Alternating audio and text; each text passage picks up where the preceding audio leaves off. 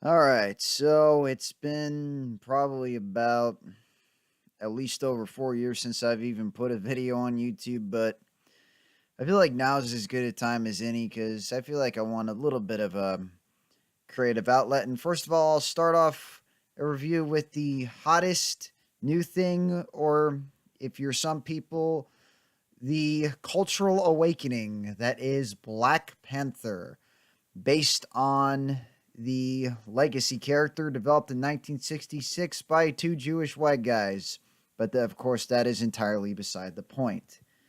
Um, I can only imagine how big this movie is back stateside. I'm here sitting in Korea, and I went to the theater yesterday to see it, and it was absolutely rammed full of people. And as far as I could tell, I was the only actual American there, which probably put me closer to what was actually going on than anyone there, aside from the fact that there were scenes shot in Busan, and the audience really got a good laugh out of the fact that some of the characters were speaking Korean, especially the part where one of them goes, "Oh, come on, why you?" which is this really cutesy way for saying thank you, which caused literal knee slapping everywhere I looked, even from my girlfriend. That was a really interesting part, but anyway, I'll get right into the meat of this. I will be talking about some spoilers. So if you want to just check out of this right now, I'll sum up my thoughts right now, and then I'll go a little bit more into detail. Of course, like I said, with spoilers. I think that it is quite good. I think that it is a high caliber Marvel movie, definitely within the top 10. Maybe just hanging around the top 5. I would put films like any of the Captain America films, Iron Man, Ant Man, Guardians of the Galaxy. I would put those, and the first Avengers, I would put those probably ahead of this film. I think, and there are a couple main reasons why I think that it's not living up exactly to the astronomical hype, but then again, what the hell can? And some of my main reasons of this is because I have two main reasons for this. Mainly that I find the action to be rather dull at times, especially the Korea scene. I think is surprisingly dull. Not well.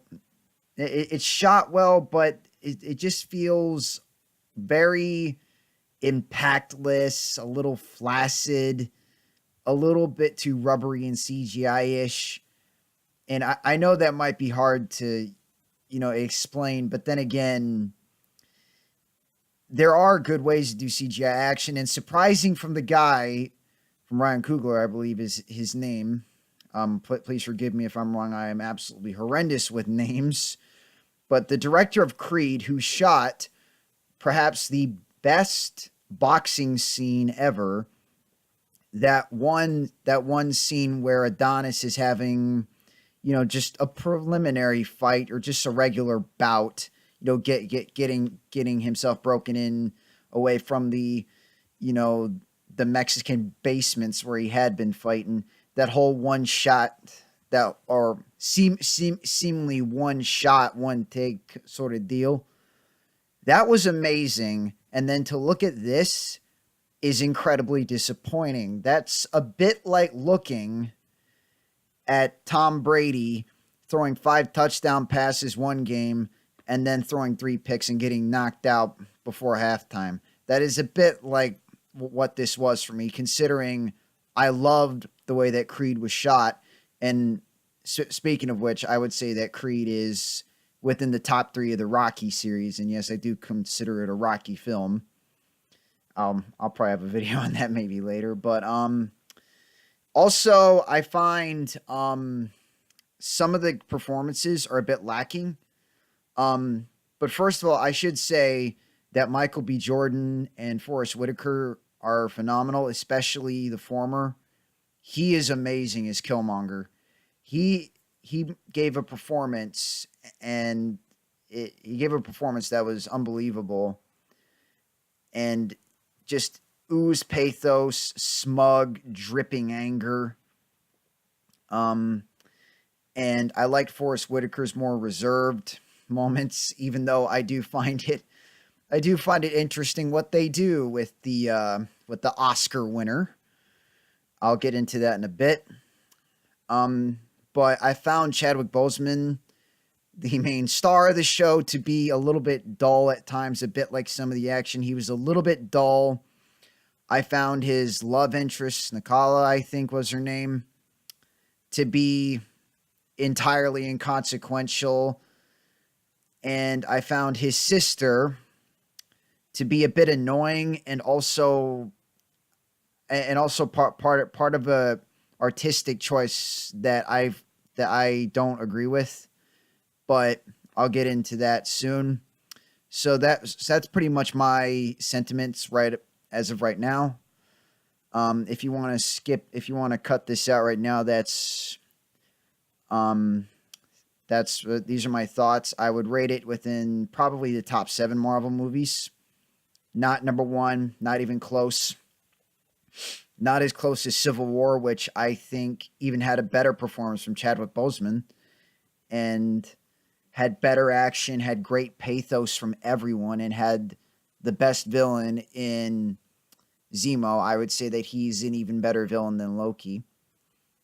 And I'll get into that in another separate video somewhere down the line about my overall thoughts on the Marvel movies going into Infinity War. But yeah, this is the end of spoiler free, so now I'll be going into spoilers. I'll be talking about specific problems that I had and specific instances where I feel that this film shined. So cut it out in about 3, 2, 1. All right, so if you're still in this with me, then you're in it for the rest of the ride. All right, so the most interesting thing that I found about this film was, despite the fact that the action was dull, that there was a supreme lack of it. There was a big focus on the internal politics of Wakanda. It felt a bit more personal than anything I'd seen since Winter Soldier. Just because there was even though it's ostensibly set in Wakanda, it's focusing specifically more on the royal bloodline rather than the people walking around on the street who you see remarkably little of. And I'll go over something a bit bizarre about them in a bit, but anyway, I found that they did handle this, the idea of the story. They handled the idea of the politics quite well. Wakanda, obviously, for anyone who doesn't know, was a place where, and they introduce it in this cool sort of ashy, sandy looking intro sequence, which is also part of the tech that they use. It explains that a vibranium meteorite landed in somewhere in Central Africa or East Africa, or from the looks of it, it was a hop, skip, and a jump away from the Savannah or the Serengeti. And 5 tribes are absorbed by, well, no, there's 4 tribes and damn it. Okay, no, there's 5 tribes around the area. 4 of them are absorbed by the bigger one, who get the power of the Black Panther from eating a flower, or at least the king does. And they seclude themselves from the world because they fear of what vibranium would bring to everyone else, which is, in the time of Rome, in the time of the Mongols and the Spanish Empire, that's probably not a bad idea, actually. So they basically become Switzerland on steroids and seclude themselves from the rest of the world. And it's up until the present time, up until the events of Civil War, where the mission in the mission in, I think it was in Kenya, in that previous Captain America film, where the Wakandans get blown up and then King T'Chaka gets blown up. and Black Panther T'Challa goes around and aids them in trying to capture them. Bucky Barnes, the Winter Soldier, who they believe was responsible, but then it turns out is Zemo. Now we're dealing with the aftermath, but not until not until T'Challa goes and fights Al Shabaab. There's an entire sequence literally in the jungle where they're fighting against guys that are clearly Al Shabaab, and that's where you run into the largely inconsequential love interest who's flat as a board in terms of character and not nearly as interesting as anybody else. She's even duller than Chadwick Boseman is at times, but hey, whatever. You got to have some shoehorn love interest in there, I suppose. And so then we are introduced to the idea of succession in Wakanda, which is to have all these people line up at a waterfall from the different tribes until the one outside tribe who live in the mountains, in the snow-capped mountains, who don't really want to participate much, they all of a sudden show up. And a guy named M'Baku challenges T'Challa and loses as they fight in the waterfall, over the waterfall, to determine who becomes the Black Panther and thus the king of Wakanda. And then the next thing you do is, I should mention, of course, and this is an important plot point for later, that in order to take this challenge, obviously you got to power down, because basically the power of the Black Panther over a mortal man is basically like a Super Saiyan against a child. It would essentially be. So you got to power them down by drinking a liquid, and then once you win, you drink the flower liquid, and then you go to the ancestral plane, which is this sort of strangely colored netherverse populated in the Serengeti, according to T'Challa, by his ancestors who live as Black Panthers in trees, which is pretty cool. And then you get a vision from your ancestor, and then you come back, and then you're ready to take the throne, yada, yada, yada. So that's where we are, and that's how we set ourselves up. It's rather nice, even though it's a bit strange for me, because you had this excellent opening sequence with what I think throughout are some of the best examples of the costumes throughout this movie. I mean, the costume design is absolutely gorgeous. They really, really, really nail it in terms of African inspiration, in terms of making it vibrant and interesting to look at, and the different tribes incorporate different aspects of some places throughout Africa, including the tribesmen from Kenya and Tanzania, and even almost Tuareg looking people from the sub-Sahara and even the Sahara, which I found interesting. The most interesting one to me being M'Baku's tribe, and the fact that they are gorilla lovers, and he runs around with the pelt of a silverback, which he puts on his back. So he runs around looking like a silverback, and he's built like a brick shithouse, which is pretty cool. And apparently, I did just find out earlier that his character is based on a guy in the comics named White Ape, who's a black man who runs around in a white ape pelt. But I guess you got to have him in there somehow. So that's what they did. Nice little update. So you have that, but then I'm just gonna segue into this little briefly.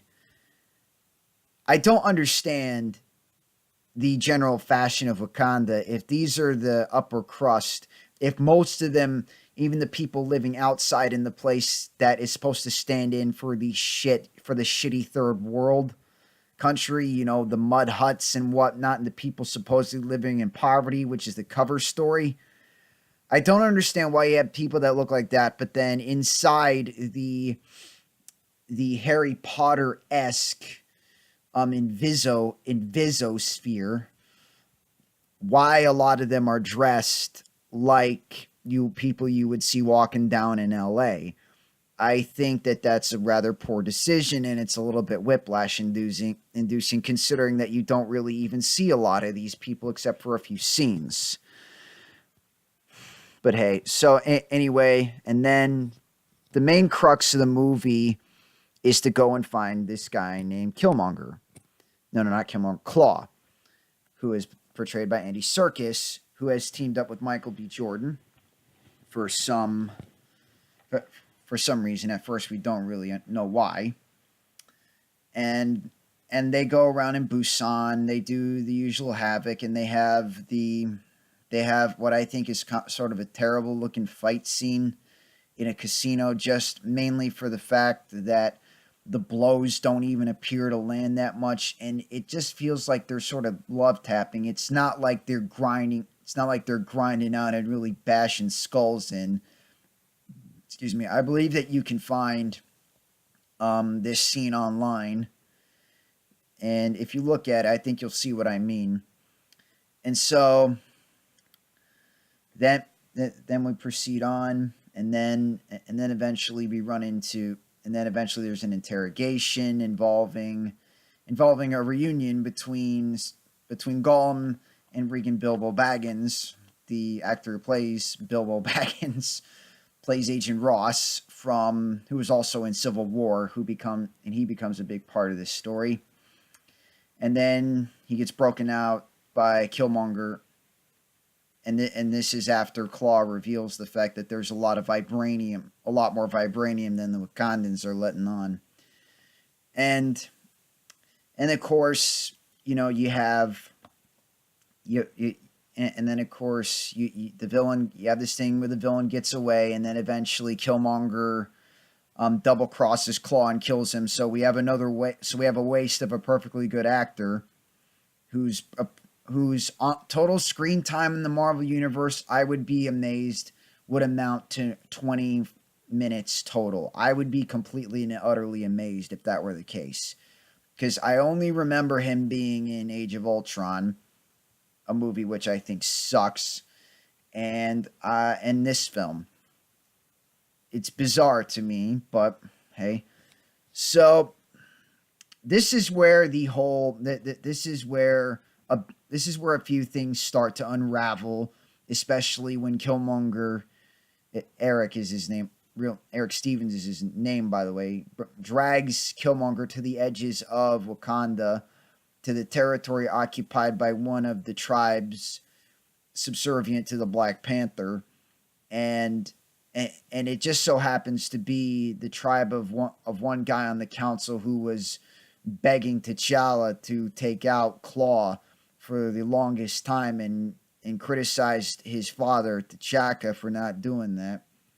So you instant ally, how convenient, or whatever. And so he gets his way into the throne room, and this is where things, using Claw's body to get in there, and that's where things sort of start to unravel a bit, because it cuts back to a scene that we see first in the first bit of the movie in Oakland in 1992, where you have these two guys who are sitting around plotting some sort of activity with guns. I assumed it was a robbery or maybe a raid on the Oakland police station with some heavy-duty firepower. Excuse me. And it turns out that it's sort of a sleeper cell called War Dogs. Two War Dogs that have been sent out into the world by the king to observe the world and how they are treating blacks around the world. And apparently they have these, as Killmonger mentions later, in America and Britain and the United Kingdom, and apparently, who knows, everywhere else. So as it turns out, the guy in charge of this ring is T'Chaka's brother, and this guy has gone Malcolm X and has decided that he wants to use Wakandan tech to wreak havoc and overthrow the oppressors, as he names it, or as he puts it. Excuse me, I just had a big dinner a bit ago. So anyway, a struggle ensues, especially once it's found out that this guy's partner, unbeknownst to him, is actually Forrest Whitaker's character, also also undercover to keep watching the whole operation. And it turns out that that this guy T'Chaka's brother has been selling vibranium to Claw. So now we're dating really back into the past of why Claw is so important. And so a struggle ensues, and he's killed. And then they take off in the space. They take off in their future flying ship, and it turns out that Killmonger is this guy's. It is the son of T'Chaka's brother, so that makes him his nephew, which makes him T'Challa's cousin. And you tell this because they have these like tattoos on the inside of their lip right here that are blue and in some kind of African script, or maybe Wakandan script. I don't even know it. It could be the Hellgast alphabet from Killzone for all I know. And then we have a fight for the throne because Killmonger now has a rightful claim, and T'Challa goes through the usual thing, deep powers down, but then gets his ass kicked and knocked over the waterfall. And for some reason, even though everyone's saying that this guy's bad news, they bow to him as the new king of Wakanda. And in a great scene, I think, that starts with an upside down shot and then slowly turns itself right side up as Killmonger goes to sit on the throne. He outlines his plan, basically chastising Wakanda for not being there when the slaves were getting abused in America, which, I mean, I don't know how much of a point that is, because I assume that Wakandan technology advances at a rate it's not. I'm assuming they didn't have flying technology back in the beginning, and this is just the thought I had is that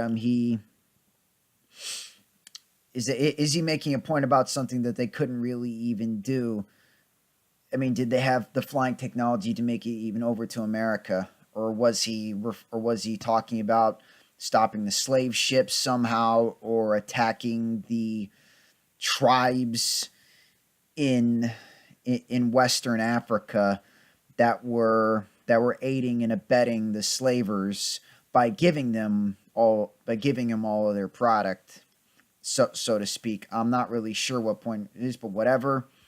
So his idea is that he's going to send things like spears that can shoot vibranium energy and other such things, like and vibranium laced armor, because vibranium does everything. And if you remember, it's the same thing that is the material for Captain America's shield. And so anyway, the queen, the former queen, and the princess, and Agent Ross, and the love interest go up to the mountain tribe, and it turns out that T'Challa didn't die when he fell off the waterfall, and now they bring something with them. I should also mention that, and I think this is going to be a big problem for later films, or it's going to be a huge problem for Wakandan society, because Killmonger, after he goes through the ancestral plane thing, and I think in a really neat scene, is his version of the ancestral plane is the apartment in Oakland where he lived, which I think is really, really cool that it's not the same as T'Challa's. So, nice little touch there. And he talks to his dad and whatnot, and he orders the power up flowers burned, all of them burned, except for that the love interest manages to steal one away. And so they use that to revive T'Challa after he goes into the ancestral plane again and berates his father. And his father says, well, I was only doing it for the good of Wakanda. And that also brings up another interesting point, I think, from earlier, which is where, T'Chaka says, it's hard for a good man to be a king, but then again, guy, I think that you could have just let your nephew into Wakanda? Or were you afraid of him, being too much of an outsider? I mean, he doesn't speak with an accent that's anywhere similar to yours. He talks like your average, with your average African American accent, I guess, if you can picture that. Um, and so T'Challa resolves to go and fight him, and he does. Agent Ross uses his apparently Air Force flying skills to pilot a drone using crazy magic technology. And yes, I am calling it a bit magical because a lot of this is a bit crazy. And he shoots down the weapons that are heading out of the border. Everyone has the big fight, and there's a fight between the Black Panthers in their suits down in the vibranium mines. Now, these suits have the ability to absorb kinetic energy and repulse it, but they fall down into this area where the vibranium is transported by rail, but there are these sonic reducers or whatever that reduce the potency and basically nullify it because it's highly volatile. While being transported at extremely high speeds. And so their suits start to act up because the suits can retract into this necklace. So it starts to basically come in and out on their body like it's shifting around, so their skin is exposed. It's a really interesting scene. Of course, the CGI is about as bouncy and a little bit too flexible as it looks like something from the early Spider-Man era. But hey, whatever. Killmonger is killed, and eventually, Killmonger is killed. Makes some groan-worthy request about him being thrown into the sea because he wants his body thrown into the sea like his ancestors because they'd rather die that way than go live in bondage. Yes, because you rightfully going to prison is exactly the same thing as that. I guess to him, all bondage is bad, even if it's rightfully being thrown in jail. I nearly groaned out loud at that scene. I thought that was going a bit too far. But then we end the film with. But then we end the film with T'Challa taking his throne back, and then he has a really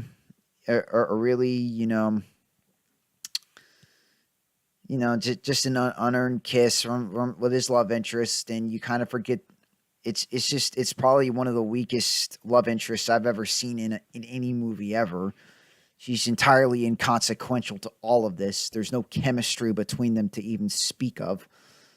And then in the mid-credit sequence, I should say that they go back to Oakland where T'Challa's uncle was killed, and they start an outreach program to start sharing technology. And then they also go before the United Nations and announce that they're going to end the isolation of Wakanda. And then the mid-credit and then the post-credit sequence is nothing but a scene where a bunch of kids are running around harassing a recently awakened Bucky Barnes and calling him the White Wolf as he sort of stands around. I mean, I guess they finally figured out how to cure his little cuckoo mind control problem. But anyway, that's the main gist of the movie. I thought it was good, and I'll be doing a separate video about some other things that I feel need to be addressed with this, because there's a whole other side to this relating to the hype that I feel needs to be addressed, especially since I think it's absolutely ridiculous. But I would rate this a good B+, A-, 3.5 stars out of 5, however you want to rate it. Like I said, I think that there are other Marvel movies that I think are even better than this one. It's not. I don't find it to be the supposed game changer. I don't think it really changes anything. I think that in some ways it falls back a little hard on some of the earlier Marvel films and even films before that. I think that it even revives some of the sort of, you know, rubbery CG parts that I thought we'd gotten a little bit past. The action was kind of weak, except for a couple cool sequences, especially the fights of the waterfalls, and the in battle had its moments, despite, you know, some misplaced humorous moments and some really hokey CGI battle rhinos. I'm not making that up. CGI battle rhinos. But yeah. Anyway, that's my review of the film. If you're gonna go see it, I would say don't